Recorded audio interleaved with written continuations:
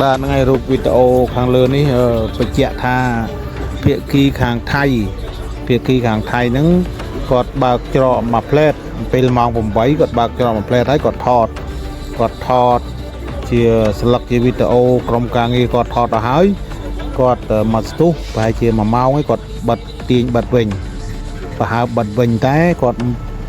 ទុកច្រកបន្តិចឲ្យពលករពលឲ្យចេញណាហ្នឹងហើយគាត់ប្រាប់អន្តរជាតិថាគាត់បើកទ្វារទេខ្មែរទេតែអ្នកបាត់អញ្ចឹងខូចអញ្ចឹងវាសៀមហ្នឹងវាល្បិចវាអញ្ចឹងវាដើរមកបើកទ្វារហើយវាថតមកស្ទុះហើយវាបិទវិញហើយវាប្រាប់អន្តរជាតិថាខ្មែរយើងអ្នកបាត់វាបើកទ្វារទេខូចអញ្ចឹងអាហ្នឹងវីដេអូហ្នឹងខ្ញុំក៏បញ្ជាក់អញ្ចឹងឯងគេបាញ់ឲ្យគេក្រុមការងារគេថតបានគេនៅច្រកហ្នឹងគេថតបានវាល្បិចខូចអញ្ចឹងវាសៀមហ្នឹង